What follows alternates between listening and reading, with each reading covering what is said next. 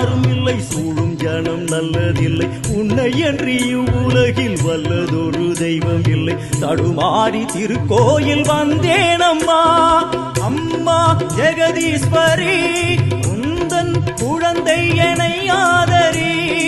அம்மா ஜெகதீஸ்வரி, உந்தன் குழந்தை என்னை ஆதரி. தாயாக என்னை தாங்கணும், உன் மடி மீது தலை வைத்து நான் ஏங்கணும்.